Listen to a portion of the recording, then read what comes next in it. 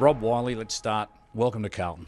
Thanks very much, Ian. It's a pleasure to be here. Never thought I'd be here in my wildest dreams, but my first few days here has been fantastic. Been very welcomed by everyone, and it's just made me feel at home. I feel like I've been a Carlton person for years. Gee, the Richmond people won't like, or West Coast people mightn't like to hear that, Rob. But seriously, tell us about your role here at the Carlton Footy Club. My role really is to make sure development's going well, and obviously development is every player in the squad, not just the first year or second year player. Also helping coaches. I've had a lot of experience in working with coaches back in the West. Players get plenty of feedback from coaches, but coaches don't really get that much feedback. So it's also about developing coaches, because obviously if we can get better, then the players will benefit. So that's certainly a part of the role, and also making sure training is the way Mick wants it. We've got to understand the way he wants to play, and then training revolves all around that. So at the end of the day, come game day, they make really good decisions. You talk about the development. It's really like a buzzword almost in football now. People talk about recruiting, etc. But development seems to be the key for every club, and there's a lot of talk about it, particularly in the media. Well, as I said, it's only my opinion, but the two most important roles is, one, to get the right people here. So recruiting is really important. And once the players are here, it's about making sure they maximise their potential. So, all coaches are development coaches. It doesn't mean that, that can separate from, line coaches to development coaches. We're all development coaches. So, our agenda is to make sure that Carlton players are maximising their potential. And you mentioned Mick Malthouse. I know you're played with Mick at Richmond. I've done a bit of research on you, Rob. Not a lot, but both at West Coast and also at Richmond from your days. Any truth that you're the good cop and he's a bad cop? Definitely. Mick was a rat bag as a player, and he helped when my 5 years at Richmond was played all with Mick, and he was just fantastic to have at the club. He really gelled the players together off field. When you went on the training track, quite often Mick wasn't training, so that meant that there was something happening out there. But he certainly played footy hard.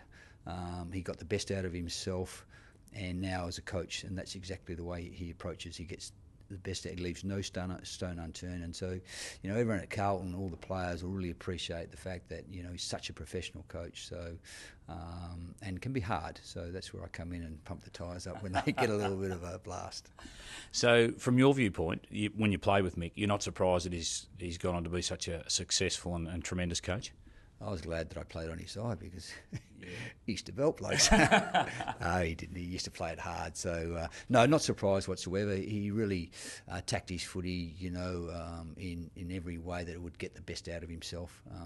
He was only a back pocket player too, and never used to give me any football when I went down there to help him out. But, the way he went about his football as a player didn't surprise me one little bit when he said he was going to coach Footscray, and straight from playing in '83 to coaching in '84, so it was just fantastic that he wanted to further his career by coming to the West, and that's when we again, became associated in the football sense of things. So worked with Mick for 10 years, basically at the start as his runner, because I just actually had bought a news agency, Coochie, and he wanted me to be his assistant coach, which I said, no, I can't.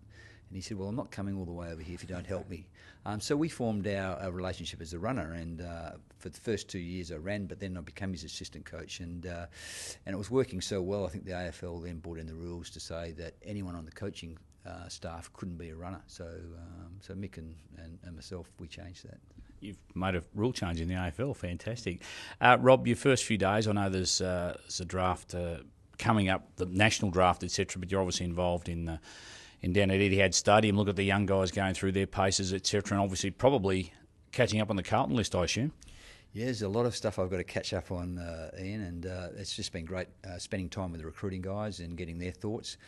We've interviewed probably 20, I've been involved in about 20 interviews, and the young men are so impressive these days. They handle themselves well, they're mature, they really know what they want. So I'm sure with our 3 picks that we'll get some good young men. So it's been a good education for me, just understanding the culture of Carlton, and there's plenty more to go. We've got the trip to Arizona, which I believe is quite tough.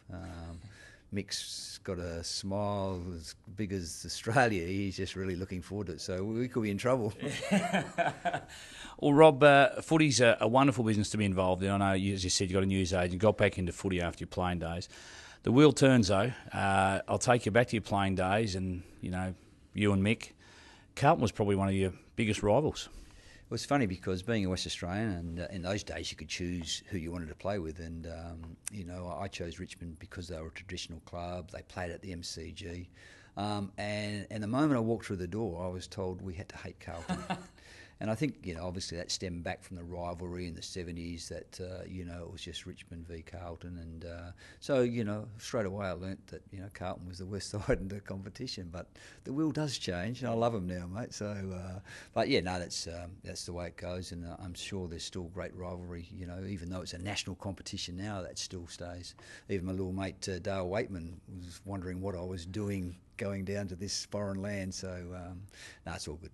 Well, I know when you said you feel at home, you feel like you've been here for years, when you've only been here a couple of days is a good sign for us. Rob, as I said, welcome to Carlton. We look forward to a fantastic, and based on best and fairest, a really exciting 2013. Look forward to seeing you around during the year. Thanks, Ian. And as I said, it's a great opportunity for me. Carlton is one of the best clubs, have been for years, and to get the opportunity to come here and coach and work with Mick, but also work with all the Carlton people that have been here for years, I'm really looking forward to it, and I'm sure there's success around the corner for us. Thanks, Rob.